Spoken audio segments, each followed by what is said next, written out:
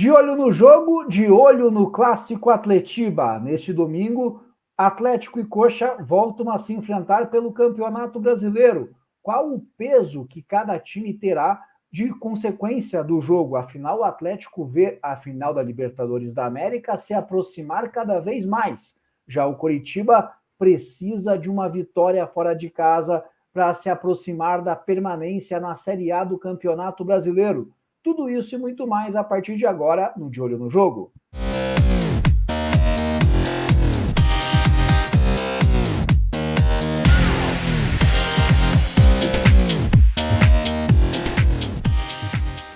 Para falar do Clássico Atletiba, estou aqui com o Guilherme Coimbra. Guilherme, acredito que o primeiro passo para a gente entender aí o que esperar desse Clássico Atletiba, as características que o jogo vai ter e o peso para cada um dos times, passa muito pelas escolhas dos dois treinadores. Os dois times aí têm certo mistério nas escalações.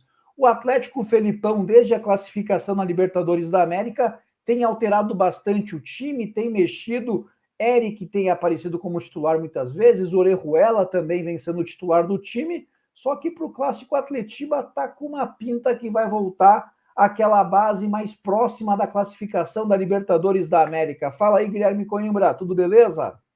Salve, Piva, tudo tranquilo por aqui.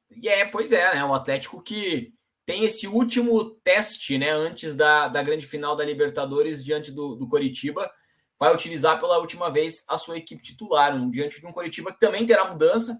E aí a gente fica naquela surpresa, né? Do que será esse clássico? Quais serão essas opções? Se esse time que o Atlético vai mandar a Campos já é o esboço do time para a final da Libertadores. Se o Coritiba vai optar por uma formação mais conservadora ou vai manter essa base que vem tendo nos últimos jogos. Enfim, muitas mudanças podem acontecer nessas duas equipes para o Clássico e mudanças interessantes. O Clássico pode parecer que às vezes não tenha aquele peso como o Atletiba teve em outras situações mais decisivas, porém, o Atlético vai ter esse último teste diante da sua torcida, é um clássico diante do seu arquirrival, e o Coritiba precisa vencer esse clássico para vencer a primeira fora de casa, também espantar um pouco desse fantasma da zona de rebaixamento, já que já tem uma vantagem confortável, ampliar essa vantagem, colocar um pé na Série A de 2023. Então tem nuances interessantes nesse clássico. Vamos falar também da parte tática, né? Do que essas equipes podem apresentar com essas prováveis formações aí, esses esboços que a gente já tem. Para a gente começar, vamos ir para essas prováveis formações. Primeiro, destacando, né, Guilherme, que nada definitivo, né? Os times ainda farão treinamentos, ajustes podem ocorrer, nenhuma escalação já é dada como oficial, mas no Atlético, primeiramente, a expectativa é para que Kelvin, Thiago Heleno, o Fernandinho, Alex Santana e o Pablo retomem as posições de titulares. Seria uma base muito parecida com a que o Felipão usou aí na Libertadores da América, aí, especialmente contra Estudiantes e Libertad. Pois é, pois é. Essa formação do Atlético aí, já pensando, né? O Pablo é um jogador que, pelo retrospecto recente até, eu vejo até um pouco à frente do Vitor Roque, porque nas últimas partidas, por exemplo, a partida contra o Corinthians, o Pablo conseguiu entregar mais e o Atlético teve uma postura. Buscar um jogo mais por dentro com o Vitor Roque, de sair mais, voltar mais para buscar o jogo, ele não conseguiu entregar quanto o Pablo entrega nesse apoio, né, nesse pivô. Então, acredito hoje, né, que o Pablo também possa sair na frente e ainda tem muito equilíbrio nessa escolha, tem muito tempo até lá. O Clássico também vai ter uma outra pegada totalmente diferente, mas consigo ver o Pablo visualizando aí à frente. Vamos para o campinho, Piva, para a gente. Bora lá, para ver como que ficaria esse esboço do Atlético, né? Com essas prováveis novidades. O que você pensa aí já, Piva? Da resposta do Atlético. Claro que contra o Flamengo eu ainda acredito um pouco nesses três volantes, então acredito que o Terans para esse jogo possa não ser o cara, mas o Filipão tá buscando mais esse jogo, né, essa construção, essa aproximação. Eu acho que o Terans pode ser esse jogador aí para trazer mais a bola mais próximo do Vitinho e do Pablo, Você tendo o Pablo, acho que o Terans acaba sendo um cara imprescindível para ter esse cara que se aproxima mais dele para fazer a construção, né, Pio? Aí 2 detalhes que eu acho importante, Guilherme. O primeiro deles é que, pelos lados do campo, com Vitinho e Canóbio, o Vitinho ainda oscila, né? Você já viu jogos razoáveis, interessantes do Vitinho, mas também já viu jogos fracos. O Canóbio já vem numa regularidade há algum tempo. Difícil lembrar um último grande jogo do Canóbio na produção ofensiva. Se pelos lados você tem algumas dúvidas, vai depender muito dos desempenhos dos laterais, né? Tanto de Kelvin quanto de Abner, mas por dentro você vê muita qualidade nesse time do Atlético, né? O meio-campo com Fernandinho, Alex Santana, Terans e o Pablo, que para esse jogo da aproximação tem conseguido desempenhar de forma recente melhor do que o Vitor Roque, um recorte aí, por exemplo, atual, o segundo tempo contra o Corinthians. A gente pode ver um Atlético aí com uma característica, não vou falar diferente, mas apostando mais nesses valores individuais, na aproximação deles, do que propriamente no jogo pelos lados do campo, Gui. Acredito também, acredito também. A vantagem de você ter o Canóbio, né? A gente já falou muito sobre essa parte defensiva dele, é você dar essa liberdade também para o Kelvin passar aqui mais ao fundo, né? Porque com bola, de fato, o Canóbio não entregou nada ainda, né, Pivo? Deixando muito a desejar no time do Atlético. E ele é essa opção mais para conter aqui, não digo só o Hernan Pérez, mas a subida, por exemplo, do Rafael Santos, que é um lateral que faz muito esse movimento, né? Em contrapartida, é um lateral que também deixa um espaço enorme atrás e o Canóbio não consegue explorar esse espaço. O Atlético é um time que faz muita circulação de bola, vai tentar fazer essa circulação de um corredor lateral para outro corredor lateral, e essa bola nas costas aqui do Rafael Santos é uma vulnerabilidade que eu não consigo ver o Canóbio explorando, por exemplo. Então, acredito num Atlético tentando construir mais nessas aproximações e sendo mais efetivo dessa maneira. A não ser que tenha um outro elemento surpresa. De repente, esse movimento de ultrapassagem do Kelvin nas costas do Rafael Santos. Mas essa vulnerabilidade do Coritiba, hoje eu não consigo ver o Canóbio explorando, por exemplo. Mas até, cara, até essa ultrapassagem do Kelvin, eu tenho um pouco de dúvida se o Felipão vai dar muita liberdade aos laterais. Porque é verdade que não era o Felipão o técnico do Atlético no Atletiba do Campeonato Paranaense, mas o Coritiba vence o jogo na Arena da Baixada com 2 gols do Aleph Manga, que teve ali muita liberdade, né, naqueles enfrentamentos contra o Abner. O Abner não foi bem naqueles Atletibas. No Couto Pereira, no 1-1, também é no corredor que o Manga explode para fazer o gol.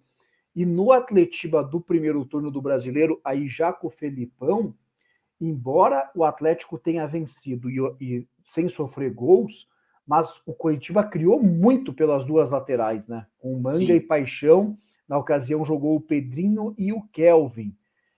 Então eu não sei se o Felipão vai querer pagar para ver de dar de novo liberdade aí para os laterais, para o Coritiba ocupar os lados do campo. É verdade, Igor Paixão não está mais, Varley está fora, mas não sei, não acredito, Guilherme, pelo menos para o início do jogo, aquele cenário de 1-0, com Abner e Kelvin tendo tanta liberdade assim para apoiar, e isso ser confirmado, deixa ainda mais sem sentido a escalação do Canóbio aí pelo lado direito do ataque atleticano, Gui.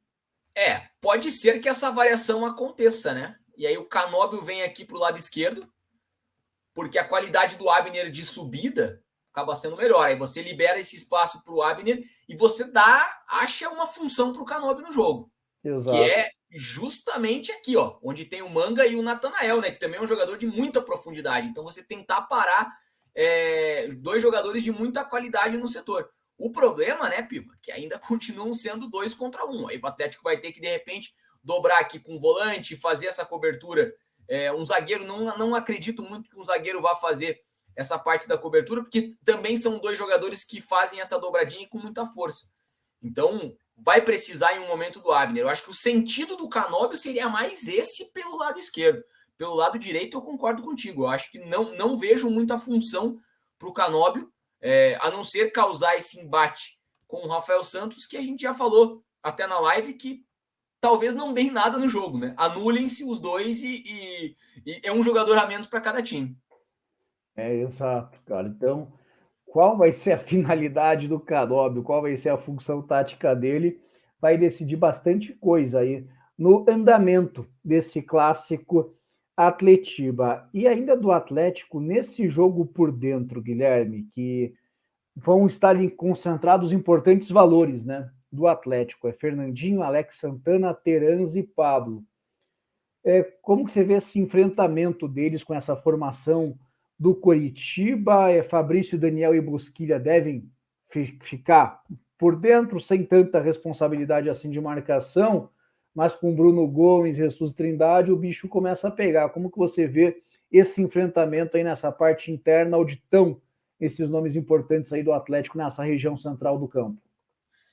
O Atlético tem uma característica da qual. Tá certo que era um contexto que o Coritiba tinha um jogador a menos, mas tem uma característica muito parecida com o que o Coritiba enfrentou na última rodada com o Red Bull Bragantino. De um time que faz muito essa bola circular de um corredor em outro para abrir espaço. E quando você tem um cara como o Alex Santana no time, isso acaba dando mais sentido. De ter essa amplitude maior, por quê? Para você abrir mais esses espaços aqui no sistema defensivo, você espaçar um pouco mais. E aí o Pablo também é um jogador que tem muito essa movimentação para tentar atrair, e vai poder tentar explorar isso com o Terans também por dentro, e você dá espaço para o Alex Santana infiltrar. E aí o Alex Santana é um jogador que a gente vai lembrar que tem muita força para fazer esse movimento, tem muita presença de área, foi decisivo inclusive na Libertadores, né, no jogo de ida contra o Palmeiras, fazendo gol assim. E aí eu acho que entra uma outra situação, Piva. E de repente pode ser a grande surpresa do jogo no Coritiba. O Coritiba não tem, para esse jogo, o Varley, que está suspenso. Aqui a gente está apostando no Hernan Pérez, que é essa alternativa sem mudar a estrutura do Coritiba. Mas tem uma outra possibilidade que seria, por exemplo, a entrada do Bernardo e o Coritiba fechar o time aqui, o meio-campo, nessas duas linhas de 4. Com o Jesus, o Bernardo e o Bosquilha, né? O Bosquilha baixando também para fechar essa linha de 4, e você tentar fechar essa circulação por dentro do Atlético, você impedir com que o Atlético consiga balançar, né, a defesa do Coritiba, fazer essa circulação de bola para buscar esse espaço. Então, acho que essas duas linhas de 4 pode acabar acontecendo, né, o Coritiba tendo essa postura de buscar o Bernardo como esse substituto, é um jogador também que entrega bastante na parte ofensiva, e você vai prender um dos volantes para dar liberdade para outros dois. Então eu acho que isso pode acontecer também no jogo do Coritiba, essa estratégia. Isso neutralizaria essa função do Atlético aqui com o Alex Santana, com o próprio Terans por dentro, é um jogador que pisa muito também na área para finalizar.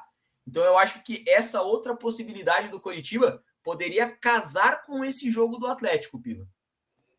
Cara, nada definitivo, tá? A gente está falando aqui sem saber as escalações confirmadas, as escalações oficiais de Coritiba e Atlético, mas a que mais me faz sentido para o que o Coritiba vem demonstrando e o que o Coritiba vai enfrentar é essa formação com o Bernardo, mesmo que mude a característica do time, mas foi assim que o Coritiba conseguiu conter o jogo do Bragantino no último domingo.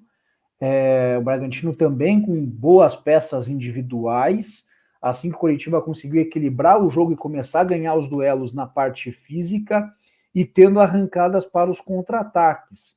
Ali é óbvio, né? Era um jogo que tinha um vício, né? O Coritiba faz a partida com 10 jogadores apenas, porque o Varley foi expulso com 3 minutos, mas aquele modelo de jogo, aquele desenho de jogo, o rival muito com a bola, o Coritiba mais postado defensivamente e explorando a velocidade, é um cenário que é bem razoável de se imaginar e que eu vejo o Coritiba conseguindo, tendo o Bernardo ficando à vontade, mesmo que o Bosquilha tenha que ser sacrificado, né? O Bosquilha não é um jogador com esse cacoete da marcação, mas dá também para inverter o Bosquilha com Manga em algumas horas, o Bosquilha com o próprio Fabrício Daniel em outros momentos, mas me parece uma formação mais equilibrada, Guilherme.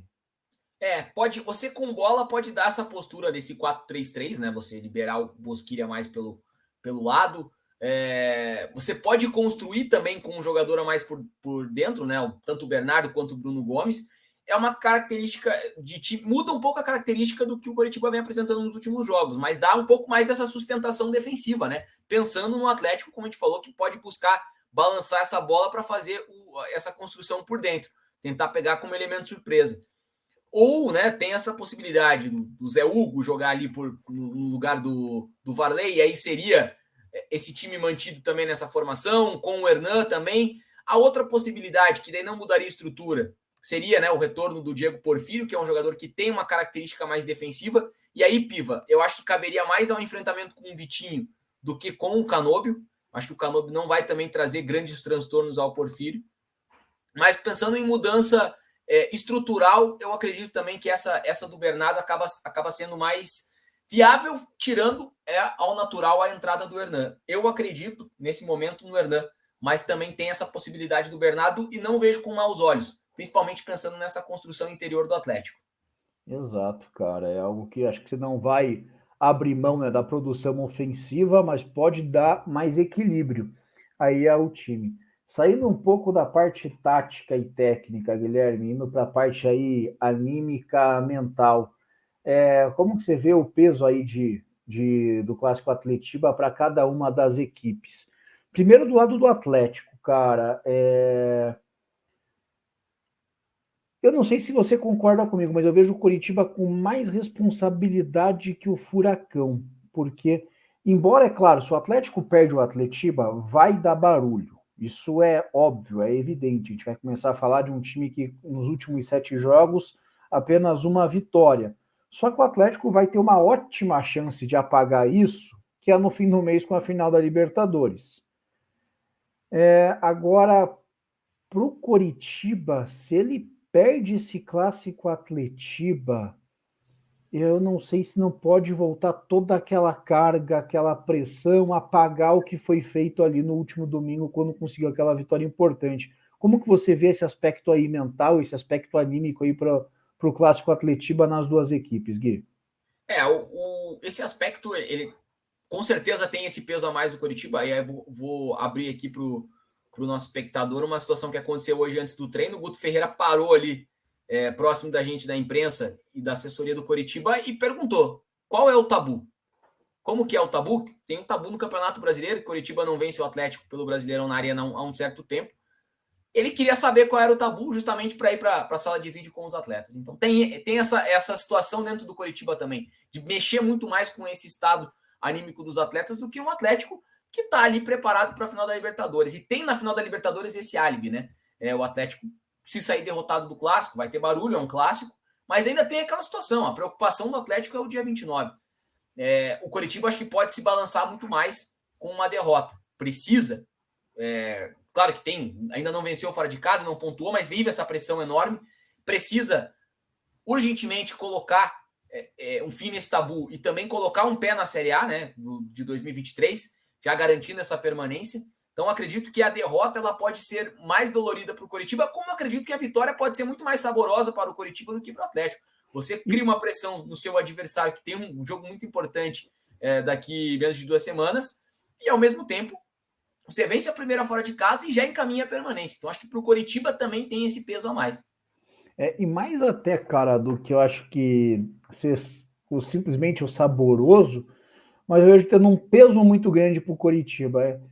Já falei uma vez até que pode ser definitivo, mas vamos tratar o definitivo só na questão matemática. O Coritiba, ele vencendo o jogo, ele vai para 37 pontos, ele vai estar a 1 ou 2 vitórias de garantir a permanência na Série A. Então, mesmo que não resolva o 100%, mas matematicamente vai se aproximar muito disso e mentalmente vai ganhar muita força, né? Porque vai cair essa história do não ganha mais fora de casa, vai vir de uma vitória diante do Bragantino com um jogador a menos, consegue uma vitória contra o rival. Então vejo que para o Coritiba a vitória também vai ter um peso maior. Então, embora o jogo seja na Arena da Baixada, o Atlético venha de um momento aí que gera incertezas no seu torcedor perto da final, eu vejo o Coritiba tendo mais impacto tanto para o bem quanto para o mal, tanto para muito próximo de se resolver, mas também com aquele risco de se perder, pode voltar a se atrapalhar inteiro na competição e ficar com esse risco aí até a última rodada, Guilherme. Pois é, o Coritiba precisa muito, o quanto antes, até porque vai ter uma sequência dura depois, né, Pivo? Tem jogos dificílimos pela frente, mesmo jogando em casa, não dá para contar, né, com esse 100% em casa. E o Coritiba precisa muito dar essa resposta para si também, de tentar liquidar de vez esse fantasma desse tabu de não vencer fora de casa, de encaminhar a permanência de uma maneira mais tranquila do que não deixar para as últimas rodadas isso, porque vai ter também um aspecto, uma carga mental muito pesada. Vai jogar contra o Cuiabá, que vai estar desesperado. O Juventude já deve estar rebaixado, mas também será um jogo duro. Então, o clássico é o momento para o Coritiba, mesmo sabendo a dificuldade, né? Ninguém tá achando que o Coritiba vai ter um jogo fácil. Muito pelo contrário, um jogo dificílimo pela frente. Mas a carga do clássico pode dar para o Coritiba o céu ou o inferno em caso de derrota. Exato. Então, você concorda com a gente, também vê o Coritiba com mais responsabilidade que o Atlético para o Clássico Atletiba, tanto para a vitória quanto para a derrota, os impactos serão maiores no Coritiba, ou pensa justamente o contrário? O Atlético pode perder moral, pode se atrapalhar em caso de derrota, até pensando na final da Libertadores da América, uma vitória é primordial para o Furacão se manter no G6, até quem sabe crescer na tabela e ganhar corpo, ganhar confiança para a final da Libertadores da América. Participe aqui com a gente no De Olho no Jogo, deixe o seu like, deixe o seu comentário, se inscreva aqui no canal e marque na sua agenda. Nessa segunda-feira, por volta das 8, 8h15 da noite, faremos uma live aqui para repercutir o Clássico Atletiba desse domingo, que na KTO, rapaz, tá pagando bem.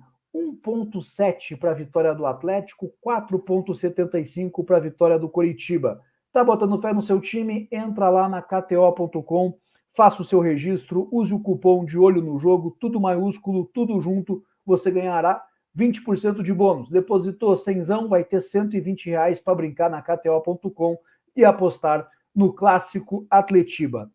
Então é isso, moçada, um bom final de semana a todos vocês, um ótimo Atletiba. Valeu, Guilherme Coimbra. Valeu, Piva. Grande abraço.